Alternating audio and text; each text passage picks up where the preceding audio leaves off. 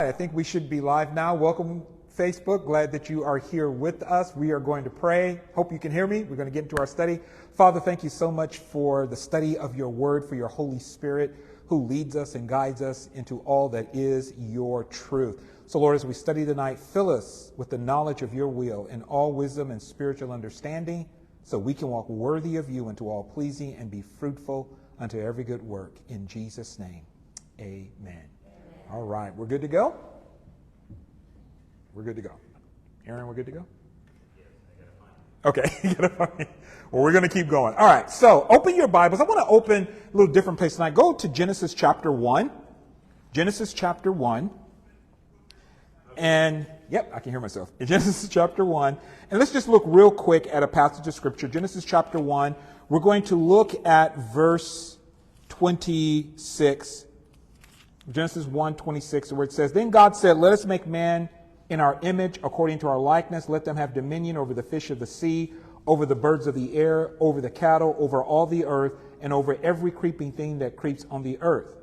So God created man in his own image. In the image of God, he created him. Male and female, he created them. Then God blessed them, and God said to them, "Be fruitful and multiply, fill the earth and subdue it. Have dominion over the fish of the sea, over the birds of the air, and over every living thing that moves on the earth." So we see here in Genesis chapter 1 that God gave joint equal authority, what I'm going to call functional equal authority, that they both function in this authority over the earth equally. It wasn't where one person had authority over another. And God does not say here in Genesis chapter 1 that the man is supposed to rule over the woman.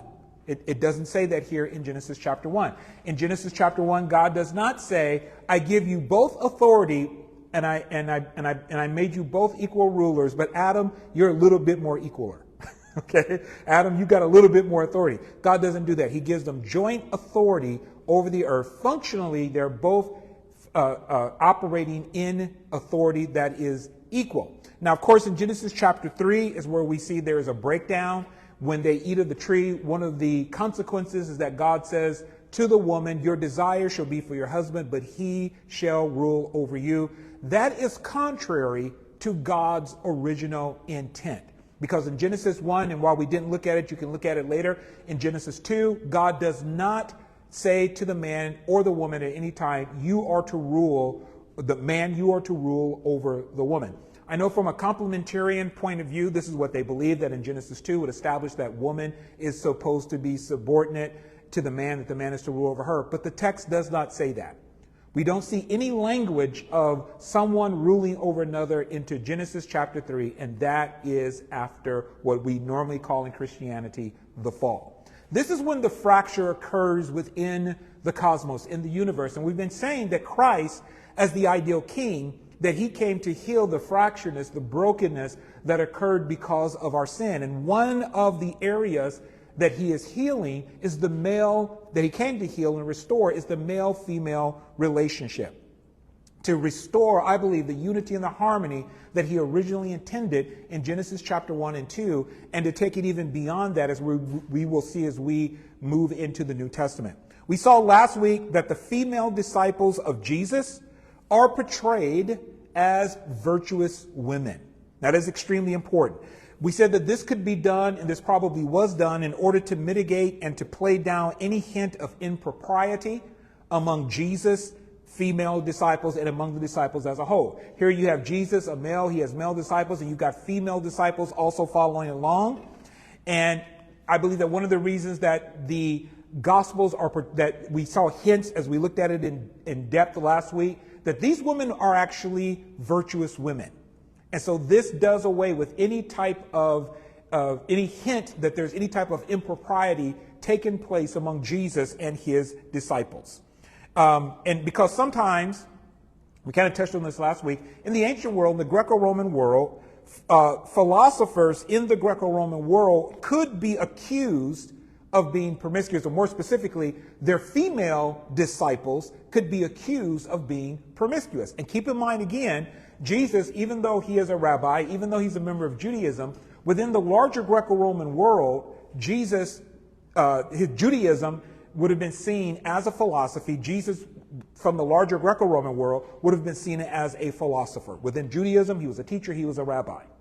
But philosophers or people in the ancient world, they would accuse the female disciples of a philosopher of being promiscuous. Now, often the reason they would do this is because they were trying to discredit the teacher. So by accusing their female disciples of being promiscuous, that would reflect back on the teacher. Now, we don't quite see this. There are some things that might point to that in the Gospels. We may look at it a little bit later. We do see at times, though, even in Jesus, among his contemporaries, they would try to discredit him. So it was a normal thing, a normal practice to try to discredit a teacher, and sometimes they would do that by pointing to their disciples. Like we saw last week, Matthew chapter 15, the scribes and the Pharisees from Jerusalem come to Jesus and say, "Why don't your disciples wash their hands before they eat?" Well, this has to do with Jewish halakha. They would argue with Jesus about, or testing him or questioning him about his interpretation of the Torah. But if the disciples are not doing this, this reflects back on the teacher. Okay? So again, where the philosophers were concerned who had female disciples, sometimes people would try to show them in a bad light by saying, "Hey, your female disciples are promiscuous." And so that would reflect back on the teacher. So it was a way of discrediting the teachers. But like we said, Jesus, the female disciple of Jesus, they are being portrayed as virtuous. And this is important because it has direct bearing upon the question that we began asking about 3 sessions ago. And that is, were there female leaders in the Jesus movement? We know that the 12 disciples became, or at least 11 of the 12, because we lost Judas, but 11 of the 12, and then they picked, I believe it was Matthias, they became the leaders of the church. We know that there were other male leaders, but were there women, even among the early disciples of Jesus that we read about in Luke chapter 8, is it possible that there were leaders among them? There are those who say no. I'm saying yes, and we've been looking at it a little bit at a time to prove that point. And so were there female leaders in the Jesus movement? And by female leaders, I'm talking about female leaders with functional equal authority, meaning that they were leading alongside the men. Now, there was, in one sense, a special place that the 12 had because they were chosen by Jesus. We'll look at this a little bit later. But there were those who had authority in the early church. We're going to be looking at that authority as we move forward. So, as I said before, that female leaders, that Jesus' female leaders or his disciples, that they were virtuous, it's important because in the first century world, virtue, even among women, opened the door to leadership. It was foundational for leadership. If you're going to be a leader, you needed to be virtuous. All right? So one of the virtues, and we're going to look at some of the virtues, one of the virtues that was seen as a quality of leadership was known as industry or being industrious, especially for women. One of the virtues for women was that she was industrious. Okay? This was seen as that women, the idea of being industrious is well, let me read to you from this book, Women in the New Testament. This is by Susan Hyland, Women in the New Testament World. Very good book. Let me read to you what she says. I'm going to be referring to her book a lot about what it means to be industrious. This is from page 51 of her book called Women in the New Testament World. She said, one of the classic feminine virtues in antiquity, I don't know why I'm having a hard time saying that word, was industry. The industrious woman promoted the well-being of her family in concrete ways. Whatever her social status or occupation, a woman's work contributed to the economic and social welfare of her family. The industrious woman would benefit her family through the economic value of her labor and through her pursuit of social status. So one of the virtues of a woman in the first century, one of the virtues was that she was industrious. She was seen as working hard to provide for her family. Now, of course, the husband wasn't excluded for this, but a woman who was working hard to provide for her family, to protect her family, to make sure that her family had all that it needed. This was called being industrious, and this was a virtue. Part of this was also showing hospitality to guests. Guests coming in, providing for the guests, taking care of them. This would be part of this idea of being industrious. So when we look at Jesus and his female disciples, do we see this? And the answer is yes. Let's look at Luke chapter 10, a verse we've looked at a lot. We've mined a lot from Luke chapter 10. This is, again, we're going to look at Mary and Martha. And it's funny, I went to bed thinking about Mary and Martha and woke up with Mary and Martha on my mind. Because I went, oh, yeah. So Luke chapter 10, and this is just a little bit of different angle on what we've been talking about as we've talked about Mary and Martha. Luke chapter 10, and look at verse 38. Luke chapter 10. Now it happened as they went that he entered a certain village, and a certain woman named Martha welcomed her into her house. And she had a sister called Mary, who also sat at Jesus' feet and heard his word. But Martha was distracted with much serving, and she approached him and said, Lord, do you not care that my sister has left me to serve alone? Therefore tell her to help me. Now, we looked at this before, and often what is kind of looked at is that Jesus' response to Martha is kind of putting Martha down. And I've said and argued, I don't think that's what Jesus is doing. One of the things that he is doing here, as we said last week and the week before, is that he is really exalting or making the priority the study of Torah, being his disciple and studying Torah. But as I looked at this and I was thinking about it last night, I thought about it. I went, oh, there's something else here that we've missed. Notice in verse 38, it says that she, this is the New King James I'm reading, that in verse 38, now it happened as they went into, as he entered a certain village, and a certain woman named Martha welcomed him into her house. Welcomed him into her house. The word welcome here, the Greek term for it, means to receive as a guest. It means to entertain hospitably. In other words, Martha was showing Jesus hospitality. And as I thought about this last night, I thought, wait a minute. If she's showing Jesus hospitality, this is portraying Martha. Anybody reading this in the first century, or more specifically, as they're hearing this, hey, this is a woman, number one, she has her own home. She has her own home. Okay. A lot of people think women in the first century didn't have their, no, there are women who didn't have their own home. Women in the first century had their own money. They had their own home. We probably need to get into that a little bit more. Martha has her own home. She receives Jesus. And Martha has a brother. We know about Lazarus, but Martha has her own home. Okay? Lazarus had his own home. Exactly. So she receives Jesus as a guest. She is showing him hospitality. So any first century person hearing this would immediately think that's a virtuous woman. She is showing him hospitality. So Martha was demonstrating virtue in this scenario here, and she likely understood that what she was doing was virtuous, because this is what she would have been taught since she was a little girl. Let me read to you again from the book Women in the New Testament World by Susan Hyland. This is from page 60, and this is what Susan said about this situation with Martha and Jesus. She says, quote, she said, glimpses of industrious women are also found in the New Testament. Luke portrayed Martha hard at work, offering hospitality to a revered teacher. Martha's assumption that Mary should help her in this task may have been more than a petty dispute, because it was likely that Martha understood her work as virtuous and therefore as something Jesus would encourage. So number one, let me say this.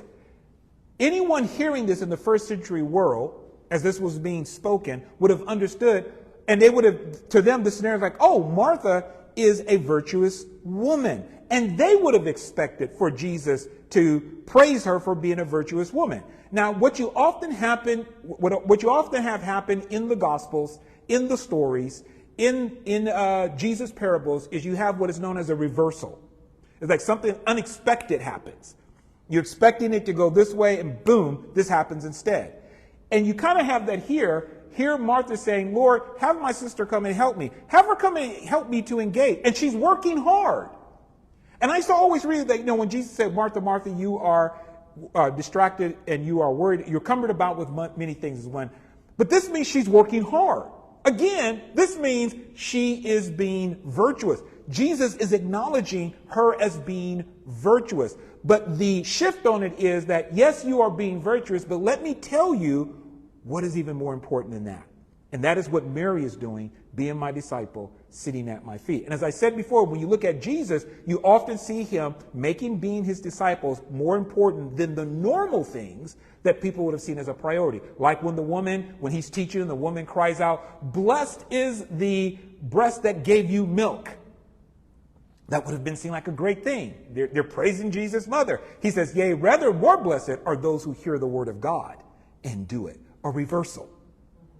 Now, was Jesus in doing this reversal, was he saying, nope, my mother's not that blessed? No, he wasn't doing that. But what he was doing, as I said before, there is this concept in rhetoric known as synkresis. This is where you take something that you want to amplify, something that you want to really augment and show as being very important. So you take something that is good, and then you take something you take something that's good and you compare it to something that's even better. And the purpose of that which is good is to amplify the thing that is seen as better. Doesn't mean that what is good is not good, but the good is used to amplify the better. Let me give you an example of that. I hadn't planned on doing this, but look at Philippians chapter 3. Go to Philippians chapter 3. We'll take a little bit of detour. Let me show you a good example of this. And they're throughout the scriptures, the rhetorical concept of synkresis, where you take something that's good and you use it to amplify something that's better. The good is good, but it is used to amplify what is better. So in Philippians chapter 3, we have the Apostle Paul. If you look in, now Paul is dealing with some people who are seeking to trust in that which pertains to the flesh, their pedigree in the flesh. Let's start at verse 1. Finally, my brethren, rejoice in the Lord. For me to write the same thing to you is not tedious, but for you it's safe. Beware of dogs, beware of evil workers, beware of the mutilation. For we are the circumcision who worship God in the Spirit, rejoice in Christ Jesus, and have no confidence in the flesh. Now, when we read this, we may think that Paul is talking about the flesh, and we think about, the sin and everything. It's not what he's talking about. He's talking about having confidence in that, we put it like this, in that which is earthly. That which human beings would consider to be important. That which they would trust in. That which they would get their honor from. Because this is a culture that is very into honor. And Paul says, we don't place any confidence in anything that's earthly, that's of men, that they would place their confidence in. He goes on to say, we are the circumcision who worship God in the Spirit. We rejoice in Christ Jesus. We have no confidence in the flesh. Now notice this, though I also might have confidence in the flesh. If anyone else thinks he may have confidence in the flesh, I more so. Now he's going to talk about his pedigree, his background, his heritage. Notice what he says. Verse 5. I was circumcised the 8th day of the stock of Israel, of the tribe of Benjamin, a Hebrew of the Hebrews, concerning the law, a Pharisee, concerning zeal, persecuting the church, concerning the righteousness which is in the law, blameless. But now, what he has just laid out here are all of the things that have to do with his Jewish background. These are all of the things that are important to Paul. These are all of the things that would have been seen as important to a Jewish man in the first century. Paul said, I was circumcised the 8th day. I'm of the stock of Israel. And notice he said, these are things I could put my confidence in. He said, I come from the tribe of Benjamin. I'm a Hebrew of Hebrews. I'm not of mixed stock. I'm pure Israelite. Concerning the law, I'm a Pharisee. That's the strictest group around. Concerning zeal, I persecuted the church. Concerning the righteousness which is in the law, he said, I'm blameless. Not that he is perfect, he says, but I was faithful to the Torah. These are all of the things that Paul, as a Jew of the first century, could have put his confidence in. And these are all things that are good from a Jewish perspective. But in verse 7, Paul says, but what things were gained to me, those I counted loss for Christ. What are the things that were gained? All of the things we just read from verse 5 all the way down to verse 6.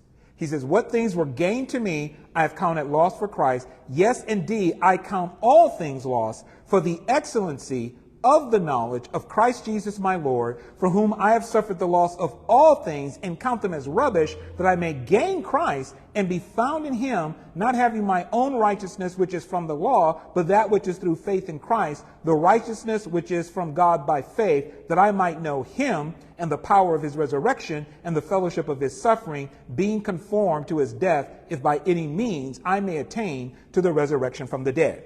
So Paul took what was good and compared it to what he had now in Christ. He says, you think this was something? This is what I have in Christ, and it is far better. He's using the good to amplify the better. And so when Jesus says to Martha, Martha, Martha, you are troubled about many things. You're working hard. In one sense, from one angle, he's affirming her virtue. Yes, you are very industrious, Martha. You really are. He says, but there's something even more important. This is good, but Mary has chosen the good portion which should not be taken from her. She's chosen something even better. But my point here is, number one, he's not putting down Martha. Number two, I believe he's affirming, and we do see she is industrious, which within a first century context, which means she is virtuous. Okay, she's a virtuous woman. And so she is being portrayed as a virtuous woman. So once again, we see that both Martha as well as Mary, they're being portrayed as virtuous women. Okay, so that was important. I wanted to bring that out because I thought, wow, because I was meditating on it last night, and when I woke up, I went, I got to talk about this. because people sometimes they get into the like, well, why did Jesus put down Martha? I think when we look at it from a first century perspective, he's not putting her down.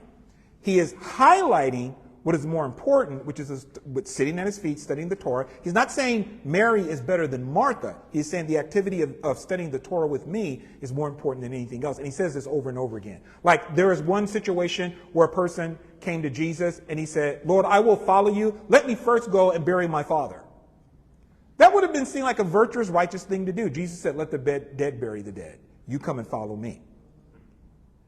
Is he saying that you shouldn't care about your family? No, there's things that, again, more important, following him, studying the Torah, that's more important. So Jesus did this not only with Martha and Mary, he did this with other people also, showing the importance. And as I was thinking about this, I thought, man, Jesus really placed importance and priority of studying with him, sitting at his feet, following him as his disciple. So we should also make that and make sure that that is our priority. Okay, so showing hospitality was what was virtuous. It was what virtuous women would do. And also men would also show hospitality, but definitely for a woman to do it was considered virtuous in the first century Greco-Roman and Jewish culture.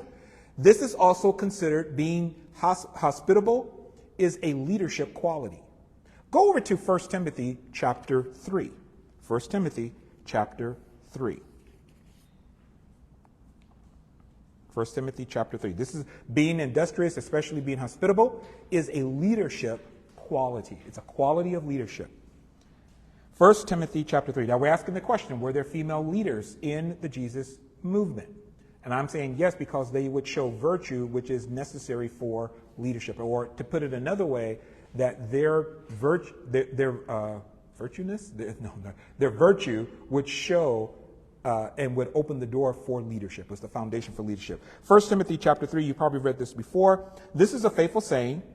If a man desires the position of a bishop, he desires a good work. Does anybody else Bible read differently? Mine says a congregation leader must be above reproach, must be faithful to his wife, temperate, self-controlled, orderly, hospitable, and able to teach. Oh, that's good. So yours says a congregational leader. Okay, what translation? This is the Jewish Oh, okay. Bible. Right. Complete Jewish Bible. Complete Jewish Bible. So I have New King James. It says, if a man desires the position of a bishop, he desires a good work. A bishop then must be blameless. It's episkopo in Greek. A bishop must be blameless, the husband of one wife, temperate, sober-minded, of good behavior. Notice this, hospitable and able to teach. So part of the qualities of leadership is that in the first century, you were hospitable. You showed hospitality. This was a leadership quality. Now, someone would say, but Mike, this is talking about men in leadership. However, I'm going to throw this out here to whet your appetite. Because the reason I asked if anybody had a different translation, Aaron, what translation do you have? New King James. You have what I have. So it says, verse 1 says, if a man desires the position of a bishop. Guess what? In the Greek, it doesn't say that. In the Greek, the word man is not in Greek. In Greek, it's the Greek word tis, T-I-S, tis, which means if anyone. It means anyone, not if anyone, anyone. It is a gender inclusive term. If anyone. Now somebody may, yeah, but Mike, it goes on to say, because I've heard people make this argument, he desires a good work. A bishop then must be blameless, the husband of one wife, temperate, sober, able to teach, not given to violence, gentle, one who runs his own household well. Guess what? In the Greek, there are no masculine pronouns in the Greek. There are no masculine pronouns. So this is almost like a commentary. In one sense, yeah. Most translations are a commentary because in the Greek, it doesn't say man, it says tis, which means if anyone desires the office of a bishop. And then now somebody said, well, why does it say he? Because the words, hear me carefully, and we're going to cover this more in detail when we get to these passages. The words in the Greek have a masculine form. In Greek has a feminine and a masculine. But, however, unless the context tells us specifically that it's a man, a masculine form can encompass men and women. So, for instance, and I checked this out, in Spanish, if I was to say, like the ladies here, if I was to say, oh, these are my amigas, right? You would know that's in the feminine form. It's amigo means friend. Amiga is the feminine form. And if I said these are my amigas, we would know that he's talking about ladies. What if Aaron joins the group? Then I change it and I go, oh, these are my amigos. Now I'm using masculine, but it includes everyone. Greek and Hebrew are the same way. Greek and Hebrew are the exact same way. And I checked this out. Everybody remember Marcos and Berenice? I contacted them. I said, is this true? And they said, Marcos wrote me back. And they go, yes. I contacted a friend of mine who's passed on. The name was Stephen. And Stephen lived in Portugal, spoke fluent Spanish. I said, Stephen, is this true? He goes, yes. I said, okay, just wanted to check it out. Because somebody said, hey, it's the same way in Spanish. They said, let me check this out before I teach this. Yes. Yeah, a lot of the languages. And it's in Hebrew too. It's like when you go and look at the 10 Commandments and it says, thou shalt not commit adultery. It's in the masculine form in Hebrew. But are we going to say, well, that only applies to men? No. Thou shalt not steal, masculine form. I checked it out. It's in the masculine. Does that mean that the commandment only applies to men? No. Now, somebody also might say, well, wait a minute, though. It says the husband of one wife. That's an idiom. And again, we're going to go into this more, but it's an idiom that actually means, it's a Greek idiom that means faithful. You're faithful to your spouse. We're going to get into this more detail when we get to these passages. These are often used, as one friend of mine called it, and other scholars have called it clobber passages to prevent women from being in leadership. I saw a guy literally teach. I've seen two people teach on this. One of them was Mike Winger, another guy named Alan Parr. And I mentioned them not to put them down, but just to say these guys were teaching this. And I heard, especially Alan Parr, he said, hey, this shows right here that women cannot be in leadership because it says, if a man desires, and it says he. And I went, my brother, you did not do your homework. But that's not an inclusive argument either. No, it's not. But it's also, he was basing it off of the English. And in the Greek, there are no male pronouns in the Greek. A male, it uses a masculine form, but not masculine pronouns. And that's a huge difference. So my point here is that hospitality is a quality of leadership that applies to men and women. So we see, number one, as I said before, that certain virtues open the door, lay a foundation. As we see here, one of the leadership roles or functions was that of a bishop, whatever that is, or an elder, as some people say, what was one of the criteria? You got to be hospitable. You got to show hospitality. Okay, so we see this is what Martha. So in terms of the qualifications, being hospitable, she would fit. She has that virtue. Another virtue and quality of leadership is being a patron or a benefactor. In other words, you provide for the needs of others. And again, this is what we see Martha doing with Jesus. Jesus comes, and what is she doing? She's preparing, she's making a meal, she's making sure that he's taken care of. We also see this in Luke chapter 8. Go over there again. We looked at this many times. I just want to look at it again. Luke chapter 8. Look at verse 1. Am I making sense? Okay. Luke chapter 1. Now it come to pass afterwards that he, speaking of Jesus, went through every city and village, preaching and bringing the glad tidings of the kingdom of God. And the 12 were with him, and certain women who had been healed of evil spirits and infirmities. Mary, called Magdalene, out of whom had come 7 demons. Joanna, the wife of Chuza, Herod's steward. Susanna, and many others who provided for him from their substance, their material resources. So here we see women, as we said before, providing for Jesus out of their own resources, out of their own finances. This would put them in the category. So again, let me say this.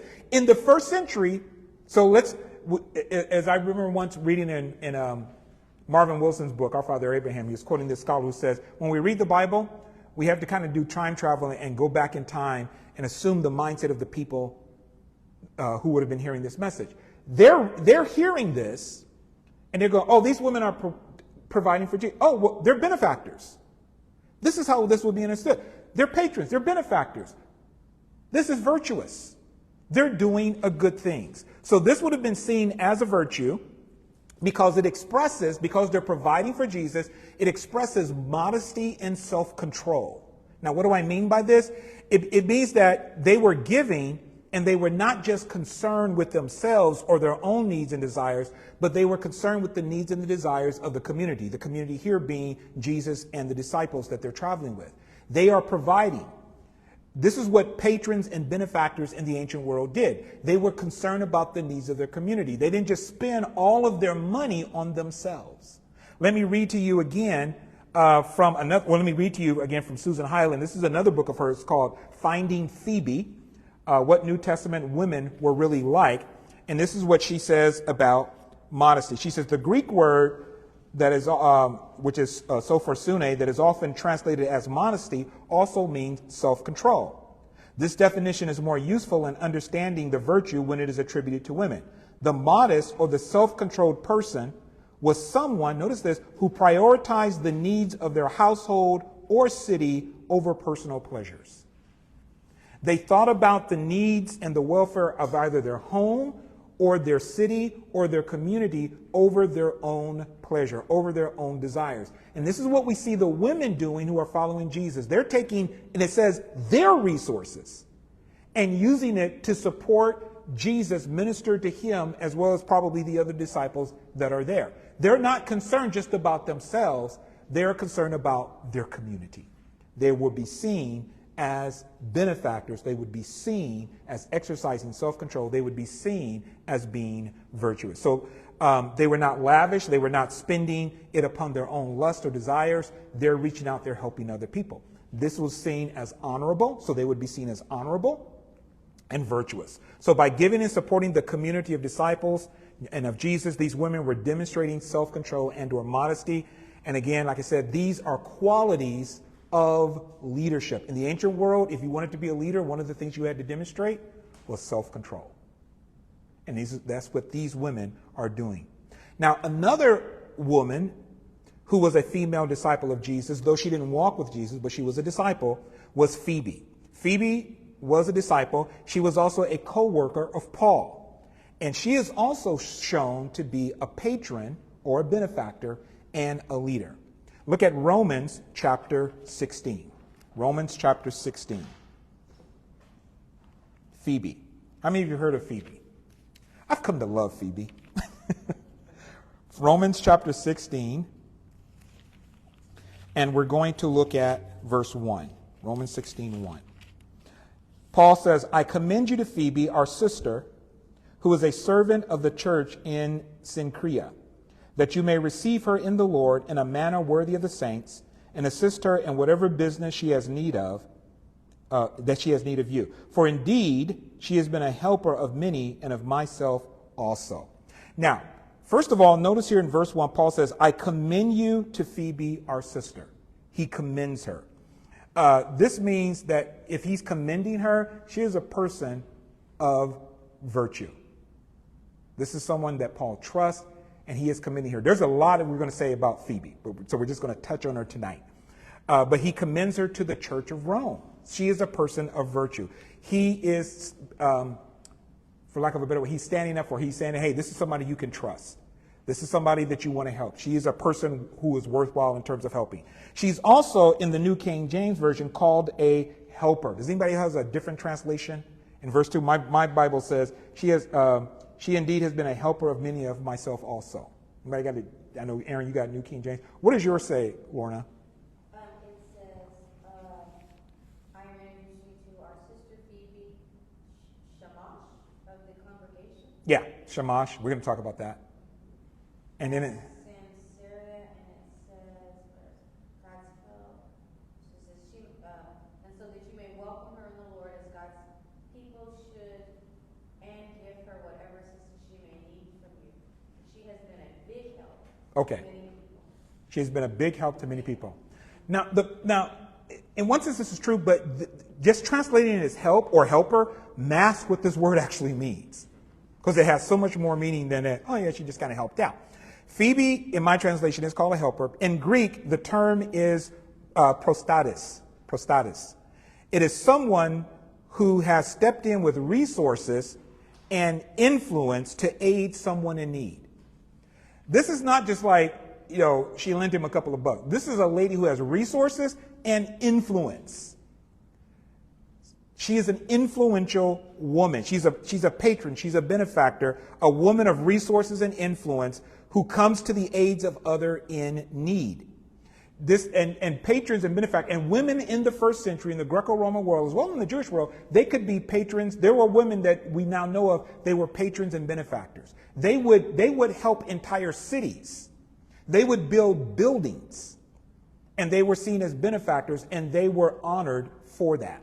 They would have a lot of influence because of that. All right?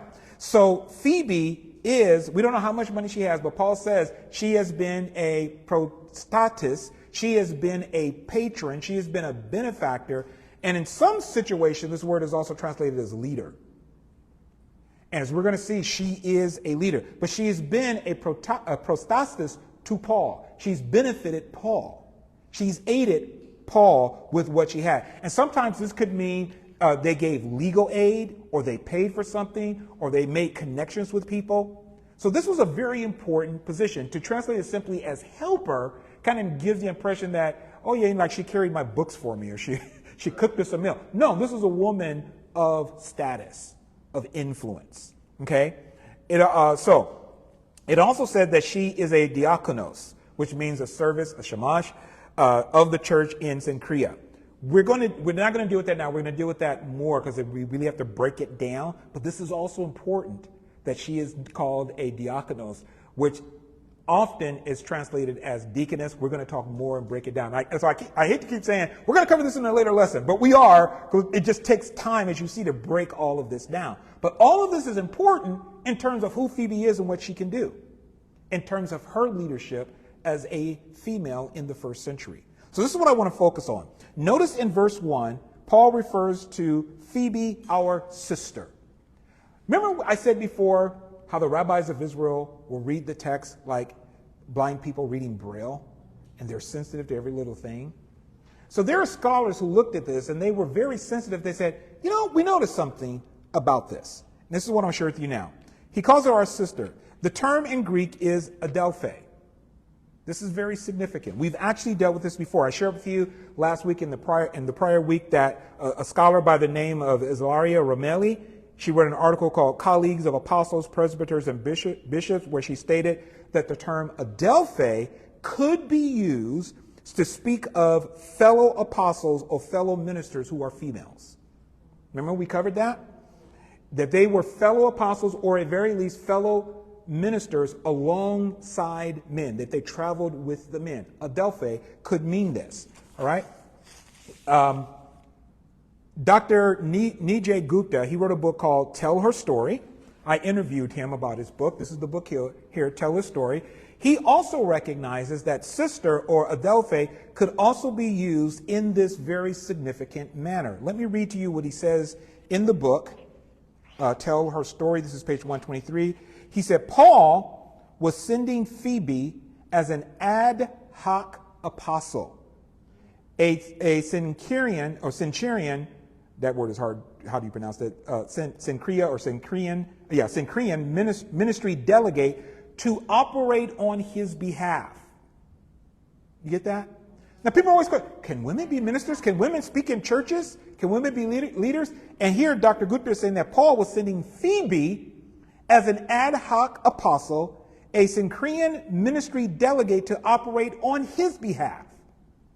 This is reinforced by his labeling of Phoebe as sister or Adelphi, a detail often overlooked in discussion of this minister. True, Paul could refer to any fellow Christian as brother or sister, but this language takes on more of a technical meaning in commendation passages where he would be recognizing their peer status. This, in other words, he's saying that when Paul is commending someone and he's using Adelphi or Adelphus, which we speak to the men as brothers, when he's using this term, it becomes a technical term to speak of their peer status. And as Dr. Gupta says, this person is just like me. They have the status that I have. Now, this is important because it's talking about Phoebe, a woman. What's the question? Could there be female leaders in the Jesus movement? Yes. Now, he makes this statement, Dr. Gupta does, but then he goes on to show this. So I want you to go over to, because he points out that this would be true of men too. He wouldn't refer to them as sisters, he would refer to them as brothers. Look at 1 Thessalonians chapter 2. 1 Thessalonians chapter 2. So I just want to make sure, am I making sense so far? Okay, so 1 Thessalonians chapter 2, let's look at verse 17. Notice what he says. He says, but we, brethren, have been taken away from you for a short time in presence, not in heart, endeavored more eagerly to see your face with great desire. Therefore, we wanted to come to you, even I, Paul, time and again, but Satan hindered us. For what is our hope, or joy, or crown of rejoicing? Is it not even you in the presence of our Lord Jesus Christ at his coming? For you are our glory and joy. Go to chapter 3. Therefore, when we could no longer endure it, we thought it good to be left in Athens alone, and sent Timothy, notice this, our brother and minister of God, and our fellow laborer in the gospel of Christ, to establish you and encourage you concerning your faith. Now, Paul said, I wanted to come to you, Thessalonians. We kept getting blocked. So finally, what we decided to do was to send you, and notice he says, our brother, our Adelphoi, or Adelphus, our brother, Timothy. Here, he's commending Timothy, and he's talking about Timothy as his brother, one who is sent on Paul's behalf as Paul's representative. So here, brother is not just saying, hey, he's a fellow believer. Brother here is saying, hey, this person is being sent as my representative to minister as if I was there. He's just like me. He has my status as a minister. He also does this with Titus. Turn over to 2 Corinthians chapter 8. There's a passage here, Philippians chapter 2. This is where Paul commends Timothy. We won't look at that one. Look at 2 Corinthians. Instead, let's go to 2 Corinthians chapter 8. And we'll wrap this up. 2 Corinthians chapter 8, verse 16. He said, but thanks be to God who puts the same earnest care for you into the heart of Titus. For he not only accepted the exhortation, but being more diligent, he went to you of his own accord. And we have sent him with the brother. Notice this. We have sent him with the brother whose praise is in the gospel throughout all the churches. And not only that, but who was also chosen by the churches to travel with us with the gift which is administered by us to the glory of the Lord himself, and to show your ready mind. So notice what Paul talks about here. And he says a brother. So again, we're using this term again, but it is a brother who is famous. His praise is throughout the church. Again, Paul is commending him. So in this context, commending, when he's commending and using the term brother, it is to stand for those who are Paul's representatives, and it indicates their status. These are people who to be received as if you're receiving me. Basically, it's like they're coming in my authority. They're coming as me. And so you're to accept them in the same way as you would accept me. And there have been several scholars who've looked at this and say, yeah, while the word brother does not mean this in every situation, you've got to look at specific situations. And it appears that it occurs when Paul is commending certain people, and he's using the word brother in a technical sense. He uses it with Timothy that we just saw in 1 Thessalonians, and he uses it here in 2 Corinthians chapter 8. So Paul uses the term adelphos to describe these men. This is what Dr. Gupta says. He said, they are not simply brothers, as in fellow believers, but they are respected colleagues with Paul in the work of the ministry. This fits a pattern of Paul's use of adelphos, or brothers, whereby he employs it as an honorific or commendatory designation to praise a messenger, a colleague, or a proxy. He uses it to praise someone who is standing in, who's a colleague, a minister. And this is from a article he wrote called Sister Phoebe. It's chapter 8 in a book called Rhetoric, History, and Theology in the New Testament. So he says that when he uses it of men, it is for colleagues. It's an honorific title that's commending them, and it designates them as a colleague, as Paul's proxy. Okay? Is everybody with me? You follow me? So now let me read to you one more time what he says in Tell Her Story. This is page 123. He quotes another scholar named Charles Wanamaker, and Dr. Charles Wanamaker says, Timothy's credentials entitles him to act as Paul's representative. In context, they may be intended to reassure the Thessalonians, what we just read, that Timothy had Paul's complete confidence when he visited them by himself. Okay, so Paul commends them. This let everybody know, hey, this person is in Paul's place. He's Paul's substitute. He comes with Paul's authority. He comes as Paul's proxy. And Paul himself commends him. And then Dr. Gupta says, similarly, calling Phoebe, Sister Phoebe, would offer a status indicator. She was a leader like Paul. Just as brother would point to Timothy, Titus, and the unknown brother in 2 Corinthians 8 as leaders, Phoebe, by calling her sister in a passage that is commending her, would establish her as Paul's representative, an ad hoc apostle. She is a leader like Paul. And there's some other stuff that we're going to be getting into about Phoebe. Y'all going to like. Okay? You really going to like it. But as argued by Dr. Gupta and Dr. Ramelli, sister, when used in certain contexts, not every context, in certain contexts, is an honorific and a status indicator. So when we read in certain contexts that the word, like Paul talks about sister women or sister wives, these are status indicators. It speaks to the honor and the virtue of the one who is spoken of. It indicates that they are a leader. When it's used of men, speaking of them as brothers in a commendatory passage, it is speaking of those brothers as representatives. They are leaders. When it is used of sisters or female, it is speaking of them as leaders, and they are also, as Phoebe was, she is standing in proxy for Paul. She is Paul's representative. So virtuous, honorable women in the Jesus movement, if they were called to leadership, could be and would be leaders alongside the men. They would be leaders based off of this information. Now, the reason I say all this is because, and the reason I read Genesis chapter 1, I see this as a restoration of God's original intent as stated in Genesis chapter 1, verse 26 through 28. Men and women having joint authority to fulfill the will and purpose of God. Not one ruling over the other, but both administering God's kingdom rule together for the benefit of everyone. This is what Jesus Christ, the ideal king, is restoring. This mutual rule.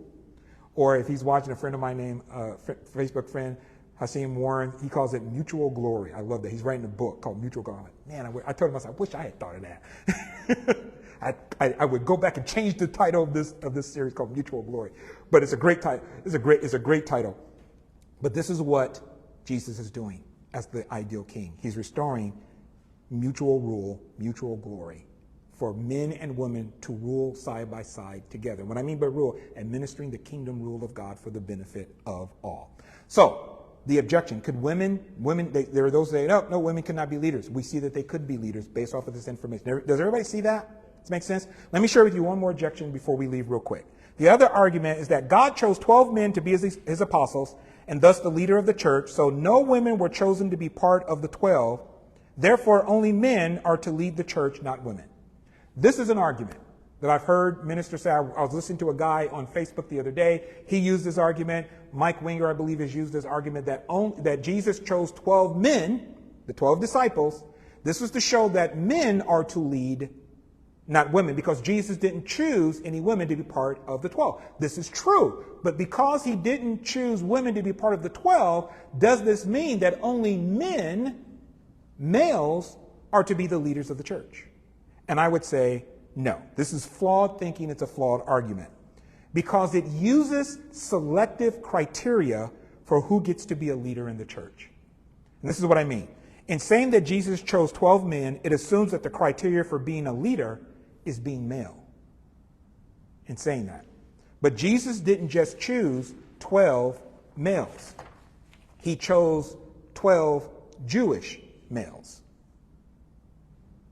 He didn't just choose 12 males. Every complementarian person, pastor, theologian, scholar that I've heard argue, they go, Jesus chose 12 men. I go, it wasn't just 12 men. It was 12 Jewish men. Why are we being selective in our criteria? Why are we choosing the male part but leaving out the Jewish part? He chose 12 Jewish men. This is significant because it's significant for the purpose of God that he chose 12 men, because Jesus told his disciples that they would sit, he told these 12 Jewish men, you're going to sit on 12 thrones judging the 12 tribes of Israel. So Jewish men were picked to sit on 12 thrones judging the Jewish people, Israel. So being Jewish was important. So we can't leave that criteria out. And Jesus not only chose 12 men, here's the other thing. He chose 12 Jewish men. There was not one Gentile man ever chosen by Jesus to be a disciple.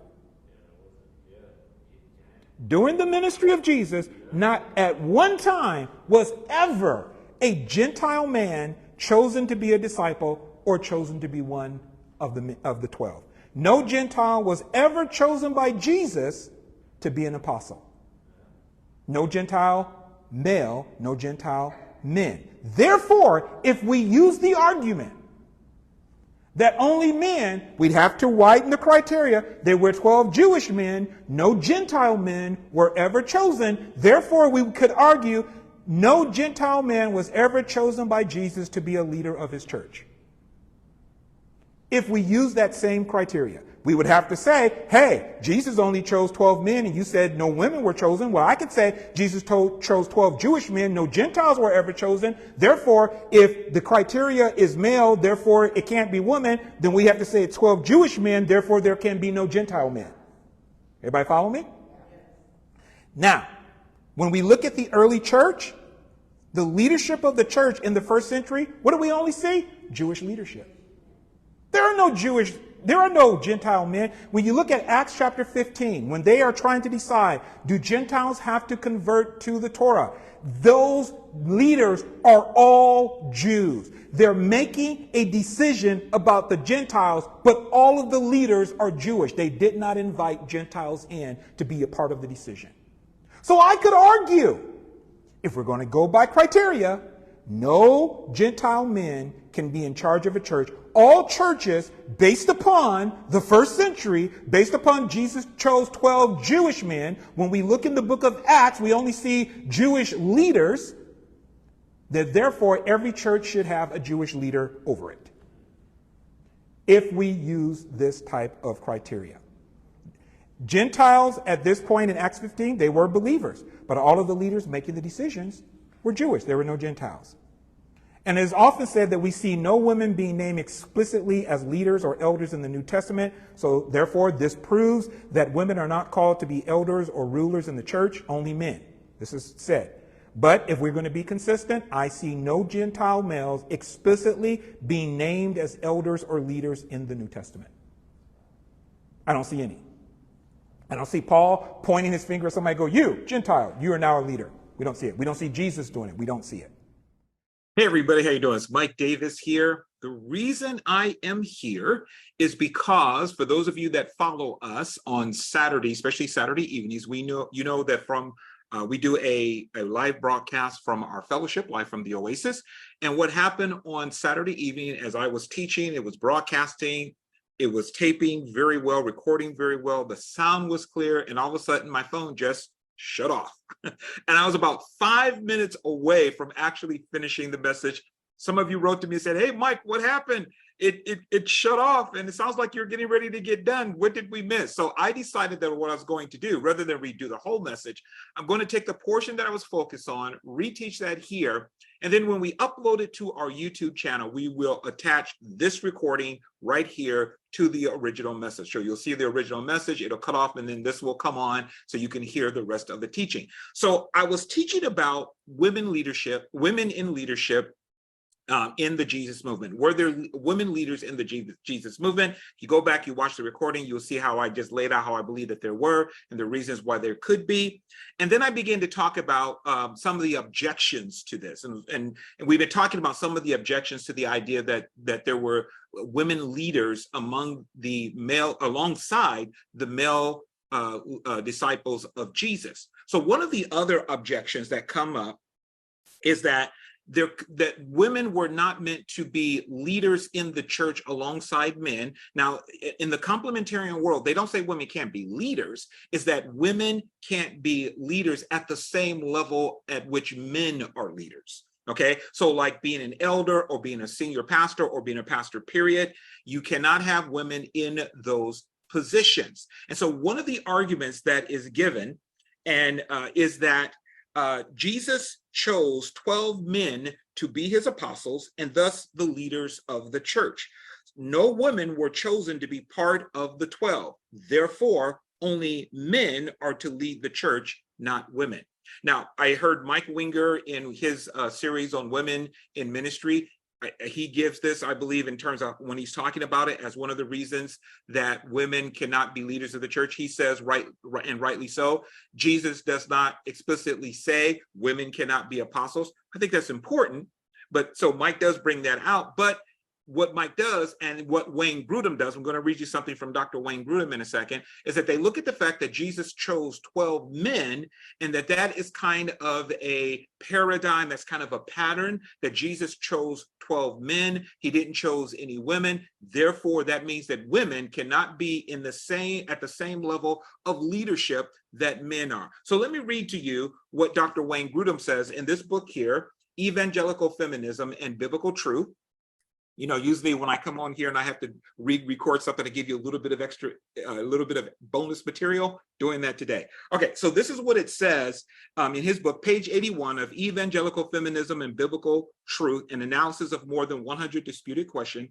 He says this, quote, this is page 81. If Jesus had wanted to establish a truly egalitarian church, he could easily have chosen 6 men and 6 women to be apostles, and there would be no room for argument. While some people object that it would have been culturally offensive for him to do this, if it had been Christ's intention for his church, then he would have done it, for he never hesitated to do culturally unpopular things when they were morally right. But Jesus did not choose 6 men and 6 women as apostles. He chose 12 men. So he uses this as a reason why, again, women cannot be leaders in the church. I don't know if Mike Winger was explicitly quoting from this, but Mike also says the same thing in his series on women in ministry. And so I want to give some pushback to that and why I think that those arguments are not strong arguments, okay? And again, those who say this, a lot of times what they will also say is that this is God's pattern, and some will even see it with Israel, where God only chose men to be priests in Israel and no woman. And I covered that in my series. If you go back through the first 40 messages, in those 40 messages, I talked about possibly why God did not choose women to serve in the temple like he did men. Okay, and we talked about why. So there are those who will look at that and say, see, that's another pattern. Matter of fact, I heard someone the other day say that this is another pattern, that we look at the priesthood in Israel. God did not choose women to be part of the priesthood. God did not choose women to be part of the 12 disciples. So this means that women are not to be in leadership at the same level as men are. That men are to really to be the ones running the church and, of course, the home and everything else. Okay, like I said, I think this is some flawed thinking and flawed argument. And the reason why is this. When they say that Jesus chose 12 men, they are utilizing selective criteria. I made the same argument when I talked about the fact that when they say Jesus chose only men to be, or males to be priests, not women.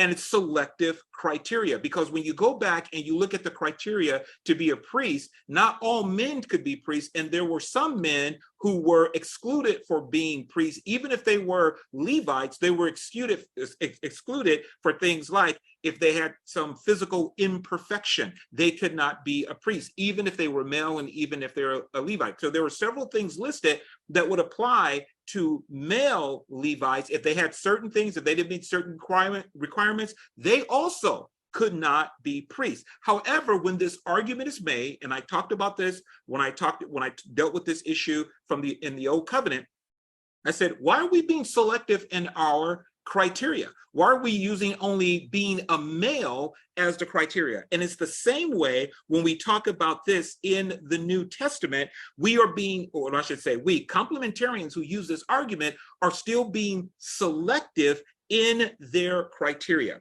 In saying that Jesus chose 12 men, it assumes that the criteria for being a leader is being male. That's the assumption that's being made. You're chosen by Jesus and you're male, therefore you can be a leader. But Jesus didn't just choose 12 males. He didn't just choose 12 men. He chose 12 Jewish men. All of these men that Jesus chose were Jewish. Why is that not part of the criteria when we talk about who is to be the leaders in the church? Why are we leaving out the fact that they were Jewish?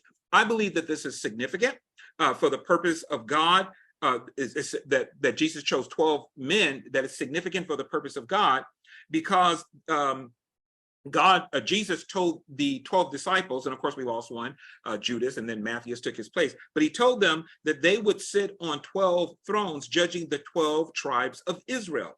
So the fact of them being Jewish is important because these 12 Jewish men were going to be judges of the Jewish nation. So the fact that they are Jewish was important. In a later message, we probably will come back to this and explore it in a little bit more detail, because it goes to some things that Wayne Grudem has said that as I looked at this again, I went, okay, I'm gonna have to offer rebuttal to this also. But the fact that they are Jewish tends to be left out.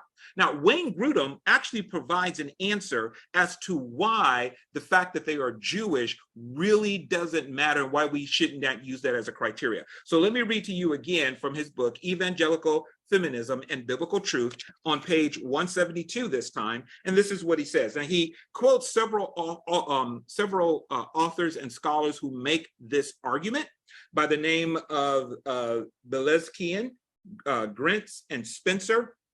These are egalitarian authors and scholars. And he says that they failed to recognize, and this is his, because they also say, hey, these 12 men were Jewish. Well, what Grudem says is they failed to recognize that quote, the Jewishness of the 12 apostles was because in God's sovereign plan, there were no Gentile men in the church when it started. God's plan was to begin with Jews and then include Gentiles. So Jesus started his work and ministry only among the Jews. He said, I was sent only to the lost sheep of the house of Israel, Matthew 15:24. I think it's interesting that he quotes that passage of scripture. I'll tell you why in a moment. And he told his disciples during his earthly ministry, go nowhere among the Gentiles and enter no town of the Samaritans, but go rather to the lost sheep of the house of Israel, Matthew chapter 10, verse 5 through 6. Even at Pentecost, the people who heard and believed were Jews. Then he goes on to say, once the gospel, I'll quote the rest. It says, there were no Gentiles among the earliest believers. By contrast, there were women as well as men among Jesus' followers from the beginning. And if Jesus had wanted to appoint women, he could have done so. Once the gospel began to spread, Gentiles were immediately included among the church leaders in accordance with Jesus' command to make disciples of, quote, all the nations. And he quotes Matthew chapter 28, verse 19. Luke was a Gentile, and he wrote 2 books of the New Testament, and Paul's companions, Titus and Epaphroditus, had Gentile names, not Jewish names. So according to Wayne Grudem, the reason why it's not important in terms of choosing leaders that the 12 men were Jewish is because there were no Jews, there were no Gentiles. It's not important to use the Jewishness of the men as a criteria because there were no Gentiles in the church. And he goes on to say that there were no Gentiles in the church when Jesus started, that the gospel was to the Jews first and then to the Gentiles. And Jesus said, I'm not sent but to the lost sheep of the house of Israel. And then he says, hey, Luke was a Gentile, Titus was a Gentile, Epaphroditus was a Gentile.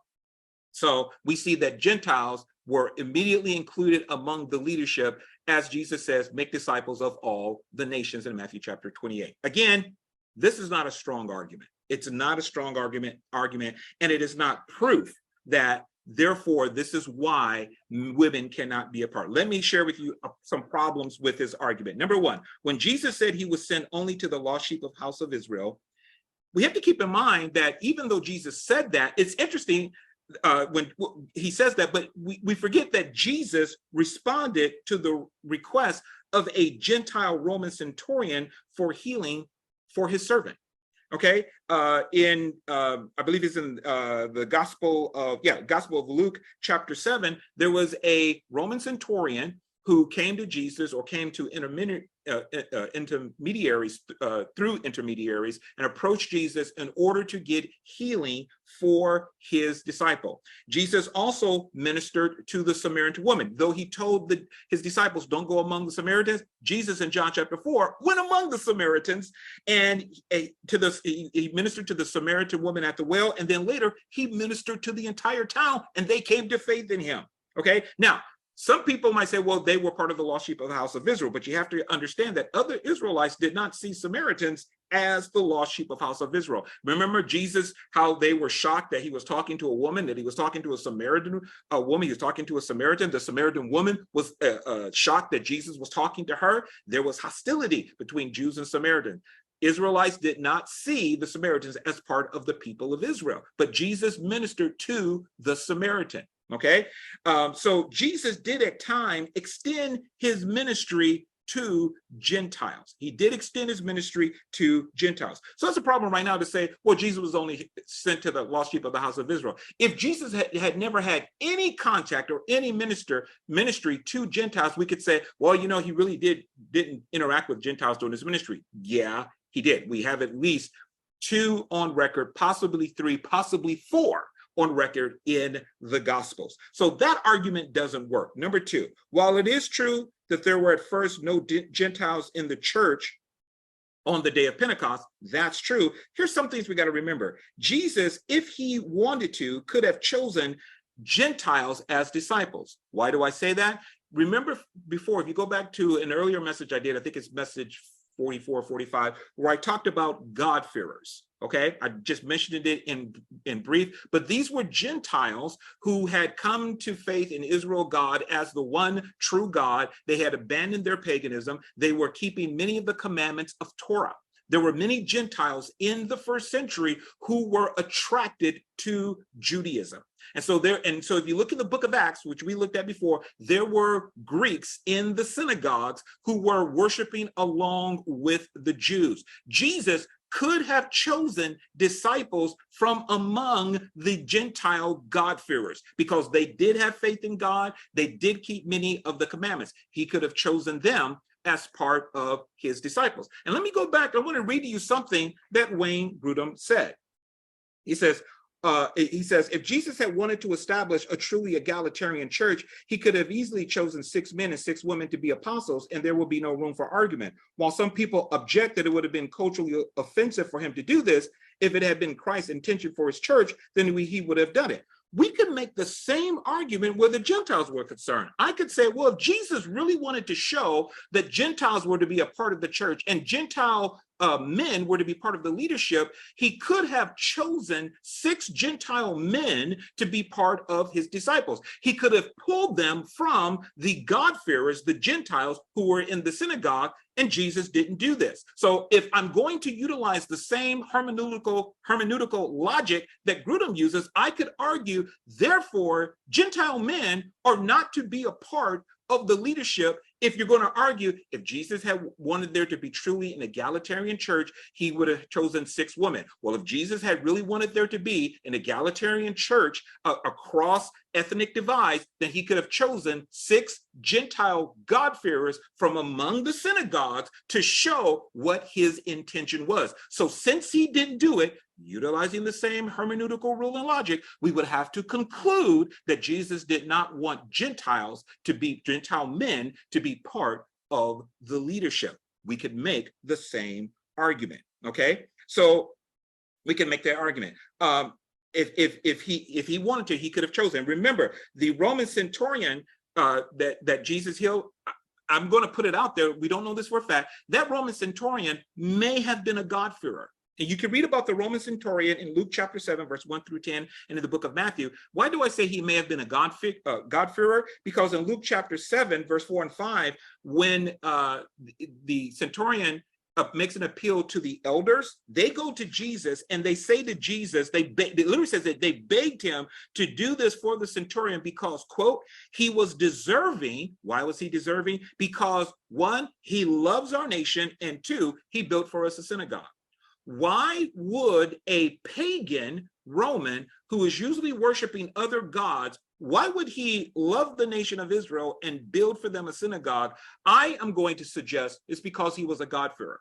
He was already a God-fearer. He loved the people of Israel. He loved the nation. He loved the Torah. He built for them a synagogue. So it is very possible, I won't stick 100%, I wouldn't stick my life on it, but I would say it's very, very possible that he was a God-fearer. That man could have been chosen as a disciple of Jesus, and Jesus chose not to do so. In John chapter 2, verse 20, now again, this goes to the fact that Grudem is saying, well, there was no Gentiles in the churches, but Jesus had interactions with Gentiles. So we know he had an interaction with the Roman centurion. In John chapter 2, verse 20, it says that there were certain Greeks who came up to the feast, that these Greeks were among those who came to worship. John chapter 2, verse 20. Check it out. These were Greeks, probably God-fearers. If they are among those who came to worship, these are God-fearers. And these Greeks said to the disciples, sirs, we would see Jesus. Now, the Bible doesn't tell us if Jesus interacted with them or not, but we know that there were Gentiles who were aware of Jesus and who worshiped with Israel and who wanted to see Jesus. So, to use Grudem's argument again, if Jesus wanted to be egalitarian, if he wanted the church to truly be egalitarian, he could have chose 6 women. He did not. Therefore, according to Grudem, therefore, women cannot be in leadership as same as men. To which I would say, let's use that same hermeneutical logic. If Jesus wanted the church to be truly egalitarian across ethnic divides, across the nations, Jesus could have chosen 6 Gentile God-fearers. He did not. This says to us that Jesus did not want Gentile men to be part of the leadership. Now, the thing we have to remember this too, the Gentile, that the Roman centurion, what did Jesus say about his faith? He said, I have not seen such great faith, no, not in all Israel. This guy would have been a perfect candidate to be a disciple. And Jesus did not choose him to be a disciple, at least not at that time. Okay. Now, the person I did not include in this is the Syrophoenician woman in Matthew chapter 15, verse 21 through 28, because as I've taught previously, I believe that this Syrophoenician woman was a proselyte to Judaism, that she had converted. And in one of the lessons, one of the past lessons a couple of weeks ago, we laid that out in detail, so go back and check that out. However, if you do not believe that this woman was a proselyte to Judaism, and you hold that she is a Gentile, then we would have to say, here's another Gentile that Jesus is ministering to, and to her daughter, okay? And Jesus also commended this woman's faith. And what I find is interesting is when Grudem quotes, and he says that Jesus said, I am not sent but to the lost sheep of the house of Israel. He quotes Matthew chapter 15, verse 24. Jesus quoted that when he was talking to the Syrophoenician woman. So even though if you hold, which I do not, but if you hold that this woman was a Gentile, Jesus turns around and ministers to the Gentile woman, okay? My point here is that Jesus is interacting with Gentiles. They are not shut out. He's ministering to Gentiles. He's ministering to Samaritans. So again, if we want to use the same, the hermeneutical logic and rule that Grudem is using, that if Jesus wanted there to be egalitarian, the church to truly be egalitarian, from the beginning, he would have chose women, which I say, if Jesus truly wanted the church to be equal and egalitarian, from the beginning, he would have chose Gentile men to be a part of his disciples. He did not. So we follow the same rule and logic to be consistent. You remember when I first started teaching this, I said one of the hermeneutical principles we need to function by is consistency. If we apply the rule consistently, it also eliminates Gentile men from being leaders in the church. Now, here's something else.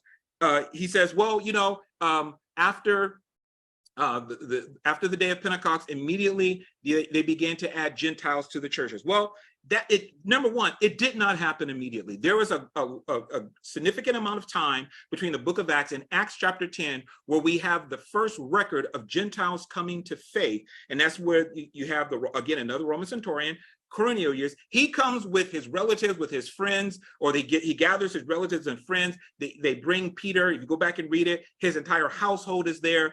And it tells us in Acts chapter 10, verse 44, that as Peter was speaking, the Spirit of God fell on Cornelius, his relatives, his friends, his household, all Gentiles, and they all began to speak in other tongues. They all became born again, and the Spirit fell on them, just like he did in Acts chapter 1. Okay, so we do have Gentiles after that, but it's a significant amount of time that Gentiles are coming into the faith. Now, the problem also, too, is that Grudem cites and says, well, Gentiles came into the faith. Let me go back to you and read what he actually said here. This is what he said.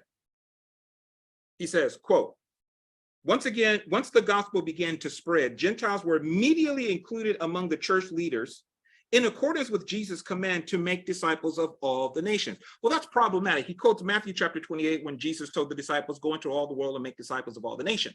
He just said, go into all the world and make disciples of all the nations. He didn't say, go into all the world and make Gentile leaders to be a part, to help lead the church. Another problem with this is that if we take Matthew chapter 28 as saying Gentiles now can be leaders because Jesus said, go into all the nations, that command to make disciples of all the nations, there is no gender specifics there. In other words, Jesus did not say in Matthew chapter 28, go into all the world and make disciples of all the nations. Take the Gentile men and those who qualify, make them leaders, not the women, just the men.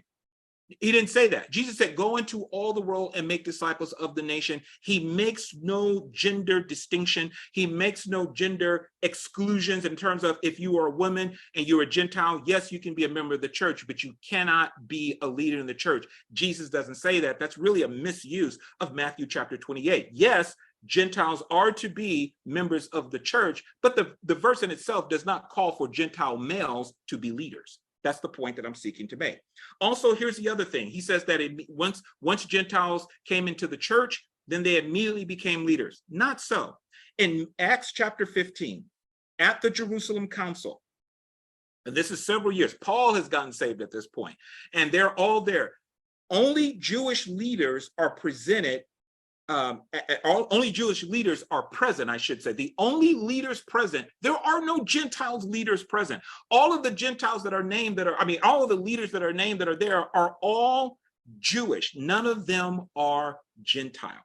Okay, so let me go back to my notes for a second here. So and I'll bring this back up again. So Jesus only chose 12 men, but not one Gentile man was ever chosen by Jesus to be a disciple or to be one of the 12. Again, if we go by Grudem's hermeneutical rule, if we go by what Mike Winger said, this would mean that, hey, if we're talking about following a pattern, no Gentile men were ever included as part of the 12. No Gentiles were ever chosen by Jesus to be an apostle. Therefore, no Gentile man was ever chosen by Jesus to be a leader of the church if we follow that hermeneutical logic and reasoning. Now, when we look at the early leadership of the church, again, this is what I want to go back to. In the first century, we see only Jewish leadership, no Gentiles. We see only Jewish leadership, especially when we look in Acts chapter 15, at the famous Jerusalem Council. This is when the decision was being made about Gentile participation in the church. Okay, Gentiles at this point, they were believers. There were believers at this point in the church. The church had been going on for at least a decade, maybe two, and we do not see any Gentile leaders in Acts chapter 15. There are only Jewish leaders. You go back and read. It talks about Peter. It talks about Paul. It talks about Barnabas. It talks about James. It talks about Pharisees being a part of the group. But there are no Gentiles that are being named. It's all Jews who are leaders. So Gentiles at this point were believers, but all of the leaders making the decision in Acts chapter 15 at what's now many call the Jerusalem Council, they were all Jews, no Gentiles. And the decision was made about should Gentiles convert to Judaism. So this had to do with Gentiles, but they were given at this point no voice, and they had no leadership. They had no opinion. They had, as it were, no vote where their own lives were concerned. It was only Jewish people who were the leader. Okay, so that's important. So, Grudem says, well, immediately they were put in, once the gospels begin to spread, Gentiles were immediately made leaders. The only verse he gives for that is Matthew chapter 28, which has to do with making disciples, not necessarily making leaders or calling Gentiles to be leaders. Now, let me go on here. See, where do I want to go? Yeah, okay. So it's often said that we see no women being named explicitly as leaders or elders in the New Testament. So this is often given as another reason why women can't be leaders. It's not really true. We're going to talk about this in a future session, so join me, stay tuned. But they say that this proves that women are not called to be elders or leaders because we see no women being specifically called to be elders or leaders or apostles, only men. To be consistent, again, there are no Gentiles males explicitly named as elders or leaders in the New Testament.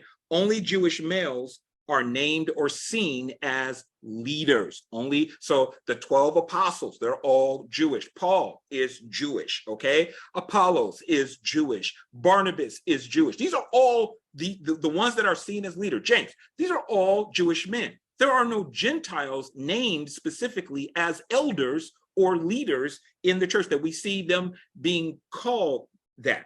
Now we're going to talk about one in particular. We'll talk about that in a second. So for many people, because we don't see any women explicitly being called as leaders or elders, this is chosen again to prove that church leadership is only for men. But like I said, if we're going to be consistent, we don't see any Gentiles being named in this also. And again, only Jewish males are the leaders. There are those, this is what I want to say. Now, Grudem, what he does is he mentions Epaphroditus, okay? And he says this again, he goes, Luke was a Gentile. He mentions Luke. Luke was a Gentile. Luke was possibly a Gentile. And he wrote 2 books of the New Testament. Now, here's the thing. Where in the Bible is Luke called an elder, an apostle, a prophet? We just told that Luke was writing some things. He wrote the book of Luke, he wrote the Acts, but nowhere is Luke called a leader, okay? And then he says, we see Paul's 2 companions, Titus and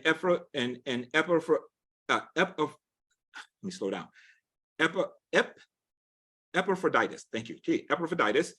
They have Gentile names, not Jewish names. Now, this is true. This is true. But here's the thing about, I'll start with Epaphroditus first. Paul does not call him an elder. Paul does not call him an apostle. Paul does not call him a leader.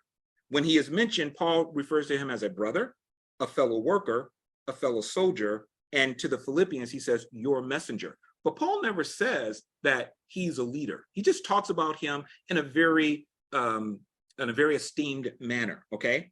But what is said about Epaphroditus could also be said of female believers and co-workers of Paul. There was nothing that was said of him that could not also be said of female leaders or female co-workers with Paul. We're going to see that in a future lesson, but I just want to point it out here that the fact that he's a Gentile being mentioned, the only thing that is said of him is he is a brother. This is in Philippians chapter 2, verse 25 and through 26.